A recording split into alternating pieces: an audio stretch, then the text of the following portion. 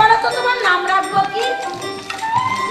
আচ্ছা আমার মনে পড়েছে, আমার বাড়ি একমাত্র পুত্র আছে গোরাচাঁদ, আর আজ হতে তোমার নাম রাখলে মানে আজ থেকে এই পৃথিবীর সবাই জানবে গোবিন্দ ঘোষের গোড়া আর গোপীনাথ তুমি আপন কবিরা রেখে, তাই না ঠাকুর? আজ থেকে তুমি আমার সব, তুমি ছাড়া আমার আর আপন বলতে কেউ নেই ঠাকুর, তুমি আমার আপন জন।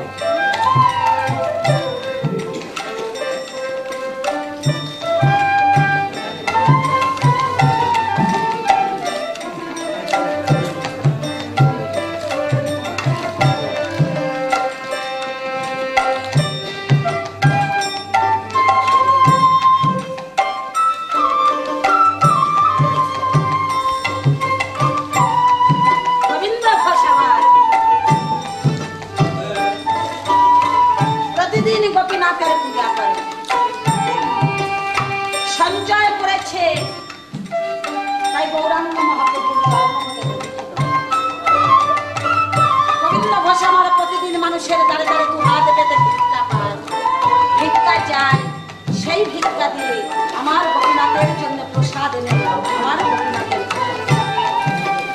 তাই গোবিন্দ ঘোষ আমার প্রতিদিন গোবিন্দ ঘোষ আমার গোপীনাথের পূজা করে যাচ্ছে।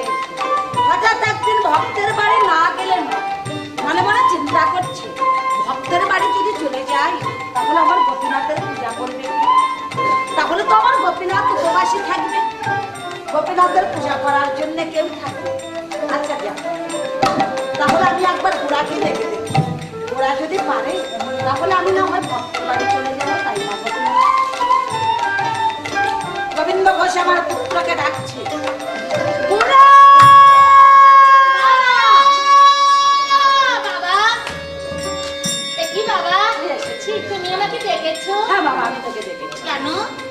মনে মনে ভাবছি একটু ভক্তের বাড়ি যাবো। ভক্তের বাড়ি যাবে? হ্যাঁ। তাহলে চলে যাও। কিন্তু যাবো কি করে? ওই যে গোপীনাথ রয়েছে, ওকে ছেড়ে যদি চলে যাই তাহলে ওর পূজা করবে। পারে কেন? গোপীনাথের পূজা আমি করবো। তুই করতে পারবি? হ্যাঁ বাবা, তুমি তো জানো না বাবা, তোমার ওই মন্দিরের গোপীনাথ আমাকে যে কত ভালোবাসে, আমার সঙ্গে কথা বলে, আরো কি বলে জানো বাবা? আমি যখন ঘুমিয়ে থাকি তখন আমার শিওরে বসে বসে আমার গায়ে মাথা হাত বুলিয়ে দেয় আর বলে, ভাই গোরাচাঁদ, আমি যে তোকে ছাড়া থাকতে পারি না ভাই, আমার কাছে যে তোকে নিয়ে আসবো। তাই? হ্যাঁ বাবা। এত ভালোবাসে আমাকে খুব। তাহলে তো আমার কোনো চিন্তাই থাকলো না। গোপীনাথ যখন তোকে এত ভালোবাসে তাহলে তো আমার আর কোনো চিন্তা থাকবে না। তবে হ্যাঁ দেখিস, গোপীনাথকে উপবাসী রেখে যেন তুই আমার সব পোষণ। না না, গোপীনাথকে সেবা করি তারপর আমি সেবা করবো, তাই না? হ্যাঁ, তবে শোন, আমি কিন্তু কোনো সঞ্চয় করি না, আমি কিন্তু প্রতিদিন আমার ভক্তের কাছ থেকে ভিক্ষা করে আনি, ভিক্ষা করে যা কিছু পাই তাহা দিয়ে কিন্তু আমার গোপীনাথের জন্য আমি প্রসাদ কিনে নিয়ে আসি। আমিও ভিক্ষা করবো, তাই না?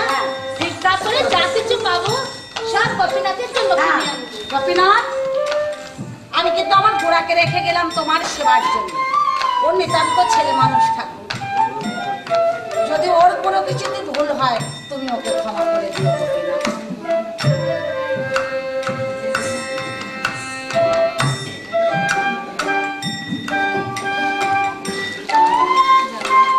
বাবা, তাহলে আমি বাড়ি ফিরে যাই? হ্যাঁ, আমি চলে গেলাম ভক্তের বাড়িতে। তুমিও চলে যাও। সকাল সকালে গোপীনাথের পূজা করি। ঠিক আছে।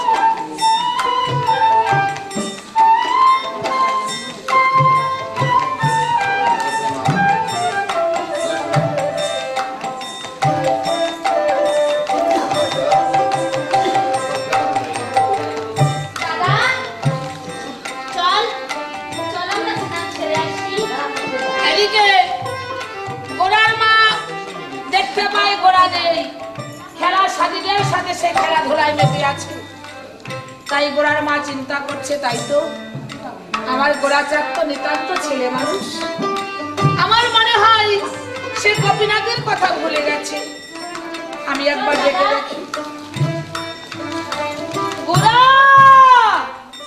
গোড়াচাঁদ কি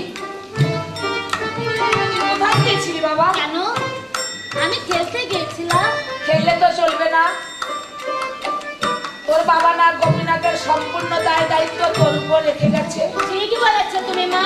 একবার তাকিয়ে দেখ কত বেলা হয়ে গেছে। আমি তো ভুলেই গিয়েছিলাম। ঠিক আছে, তাহলে একটা কাজ কর খবরা, তুই গঙ্গা স্নান সেরে আয়। আমি আর একটা কথা, তোর বাবার তো কোনো সচ্চর বাসনা ছিল না, তুই যে আজ গোপীনাথের সেবা দিতে যাবি, তোর বাবা তো ভিক্ষা করে সকলের কাছ থেকে যাহা কিছু পেত তাহাই গোপীনাথের সেবায় লাগিয়ে দিত। তোকেও যে তাই করতে হবে গোড়াচাঁদ। তাহলে আমিও ভিক্ষা করবো। হ্যাঁ বাবা, তুমি যাও সকলের কাছ থেকে আজ গোপীনাথের সেবায় লাগে ভিক্ষা করে, তারপর তুমি গোপীনাথের সেবা দেবে। তুইও যা বাবা। চল দাদা, আমরা দুজনে যাই। চল।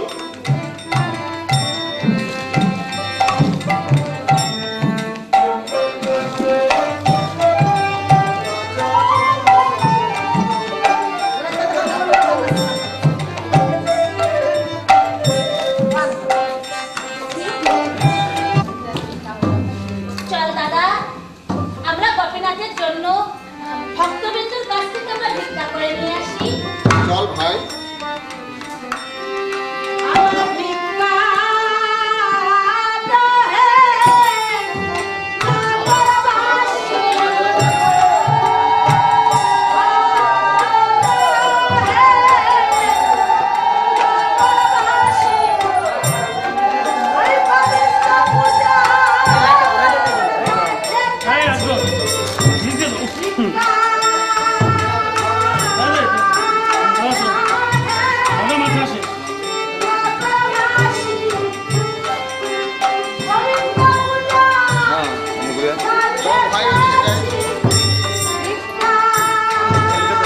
ভক্তি দিবে ভাই, ওই ভক্তি থেকে নিয়ে নে। এই ভক্তি দিবে ভাই, এই ভক্তের থেকে নে ভাই। দে ভাই।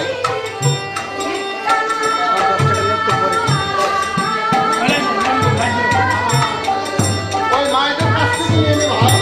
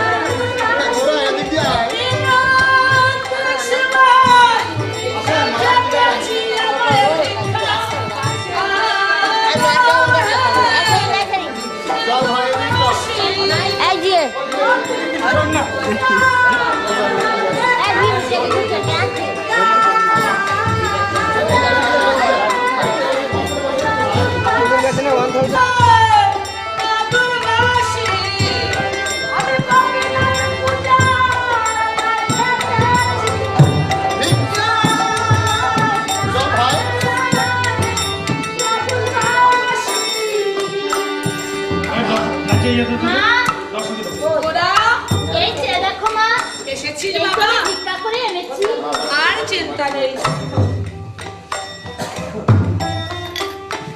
গোড়াচাঁদ। বলো মা। এবার তুই একটা কাজ কর বাবা। কি কাজ?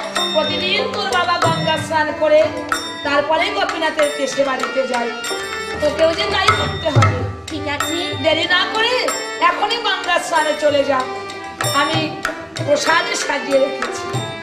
যা। চল ভাই। যাই। হ্যাঁ।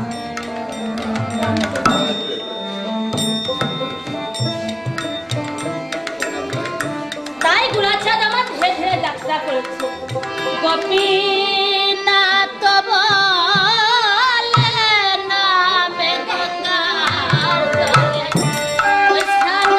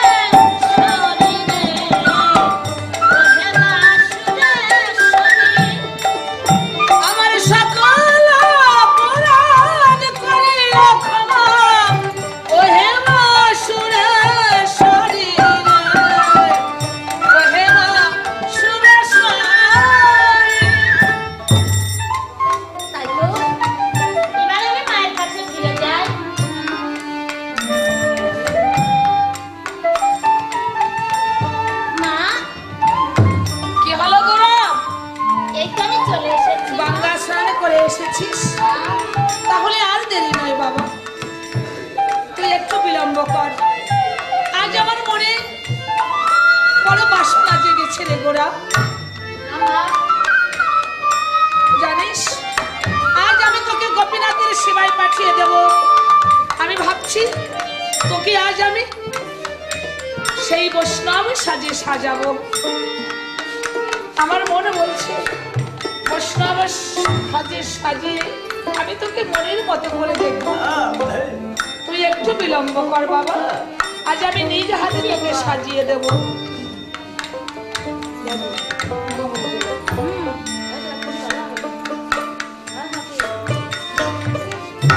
আজ আমার গোড়াকে আমি মনের মতো করে সাজাবো।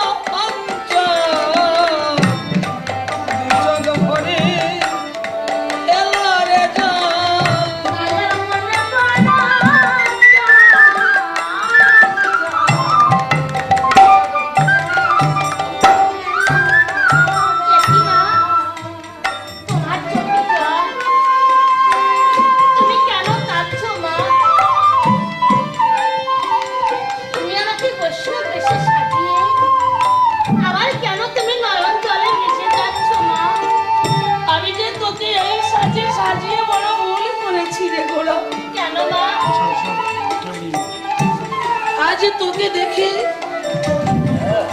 কেন যেন আমার সেই গৌরাঙ্গ মহাপ্রভুর কথা মনে পড়ে যাচ্ছে। গৌরাঙ্গ মহাপ্রভু একদিন এমনি করে সেজে গুজে সচী মাতা বিষ্ণু প্রিয়া সমগ্র নদিয়াবাসীকে আধার করে চিরজন্মের মতো চলে গেল। তাই তোমার ভয় হচ্ছে মা? তাই আমার এই মন বলছে তুইও বুঝি আমাকে ছেড়ে জন্মের মতো চলে যাবে। না না মা, আমি তো গৌরাঙ্গ মহাপ্রভু না, আমি তো তোমার গোরাচা। আমি গোপীনাথের পূজা করে আবার তোমার সন্তান তোমার কোলে চলে আসবো মা। সত্যি বলছিস বাবা? আসবি তো? বেশ, তাহলে আর দেরি নয়, অনেক বেলা হয়ে গেছে। এই নে বাবা, আমি গোপীনাথের জন্য নৈবেদ্য সাজিয়ে রেখেছি। যা, এবার আমার গোপীনাথকে তুই সেবা দিয়ে আয়। অগরা, মনে থাকে যেন বাবা, এগুলো তুমি গোপীনাথকে দেবে, আর আমি তোমার জন্য প্রসাদ রেখে দিয়েছি। গোপীনাথের সেবা হয়ে গেলে আমি তোমাকে খেতে দেব। যাও।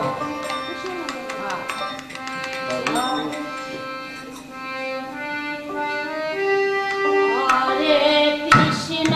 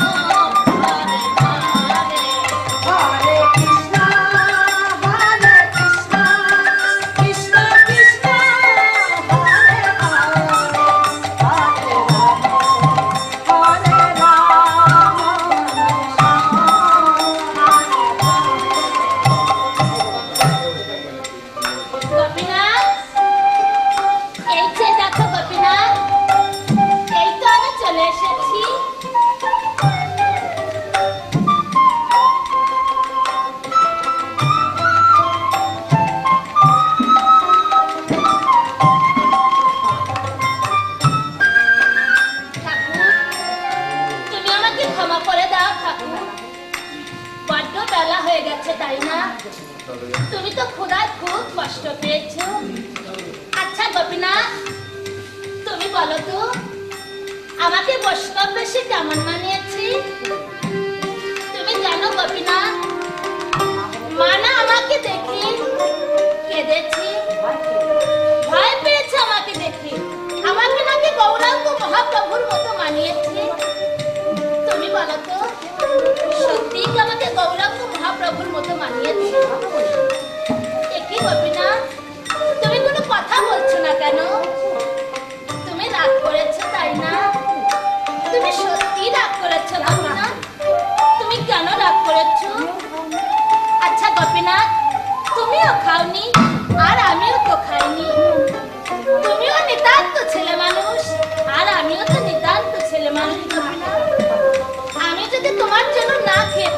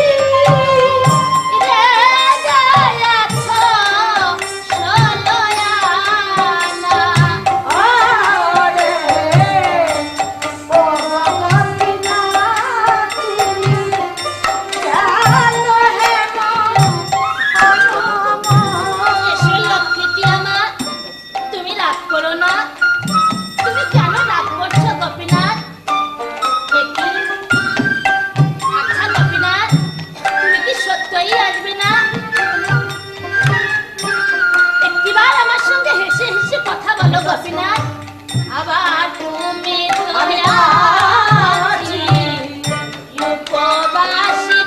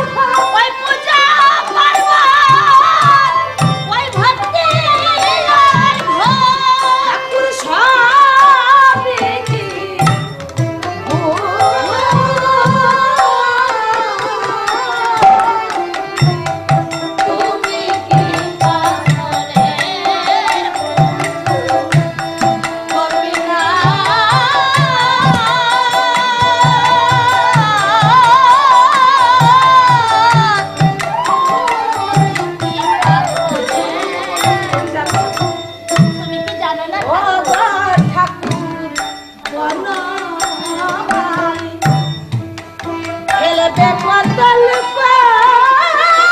চুরি গো ঠাকুর বনমালী, ফেলবে পাতাল চুরি। আমি তোমার ওই চরণে দিতে আছি।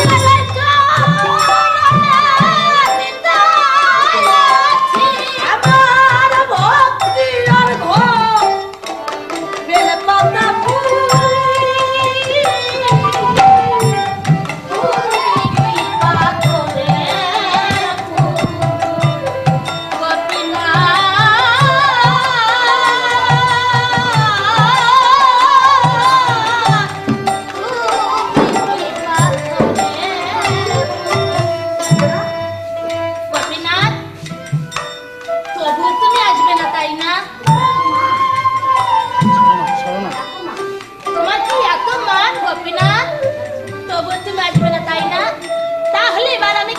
জানো, আরে দিবানা ভক্তি আর ভোগ তোমার চরণ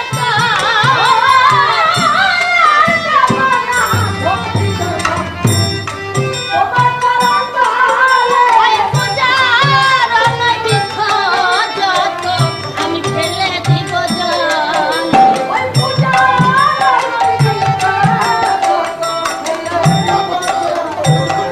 না গোপীনাথ, এ তো আমি তোমাকে একটু ভয় দেখিয়েছি। এবার এসে লক্ষ্মীটি আমার রাগ করে না, তুমি আমার কাছে এসো, আমার নিজের হাতিতে তোমাকে আমি খাইয়ে দিব।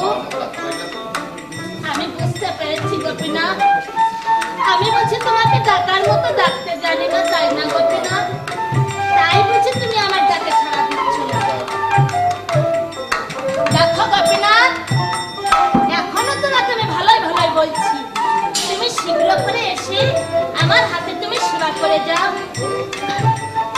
তবু তুমি আসবে না, তাই না? তাহলে এবার আমি কি করবো জানো?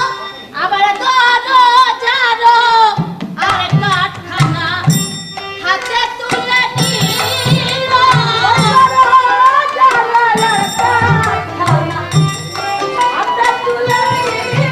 ওই গোপীনাথের মাথায় মারতে উদ্যত হল।